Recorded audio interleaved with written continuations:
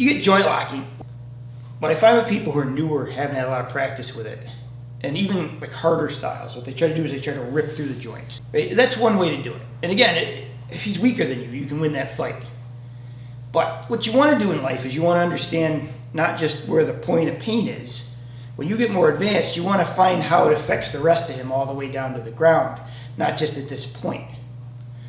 So what I find with a lot of times in class is people, when they're just relying on the joint, people will move with it and they'll just put pain into that point because they get a nice reaction out of it. But that doesn't really teach them how to control the body. So if you really want to understand, what you do is you actually take that away. So what I'm going to do now is I'm going to rely on structure. I'm not going to rely on the actual joint itself. So instead of going to this point where I know it hurts, I'm going to work to this arm. So watch. And I'm just going to twist like an Indian burn, right? And if you watch his elbow. Now watch his shoulder. Right? You see how like I'm trying to work from here to here to down to here. You want to learn how to control the structure. It's not enough to create pain. If you watch this, watch his body. See how like he comes out of, like he starts to tip this way? Or if I go like this, if I start to work the structure, you can see where he comes out of balance. When that happens, this gets better and easier because it's harder for him to fight that. Right? If you leave him strong like this and you're trying to crank on this, he's very strong at that point. But if you can control the structure to where it gets easier, then this gets weak. And that's really where you want to be. So when you learn this, do yourself a favor.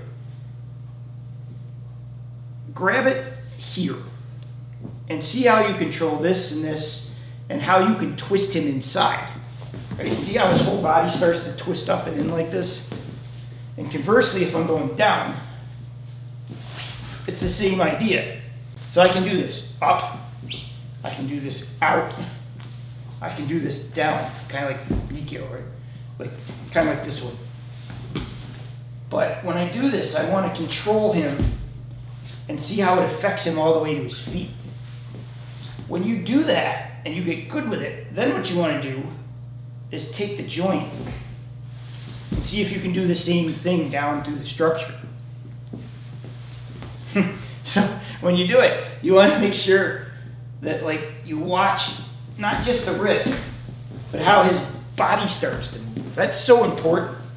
Now, don't get me wrong, you're going to run into tight people that won't move like him because he's going with it because we're doing a drill. And those people, at some point, when you get them to a point, you have to be careful with them because when you really torque on them, they're going to tear.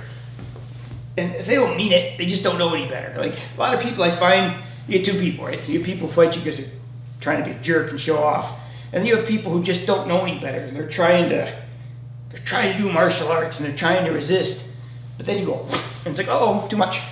You know, I grabbed someone by the thumb like that once. When it pops out, like there's a sound like that, like you ripped a chicken apart.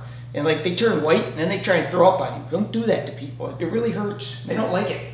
So play with their structure, see how their body moves, and see how much you can control this, and then work this into it. Thank you for watching. If you enjoyed that video, please watch the next two. I think you'll find them very helpful.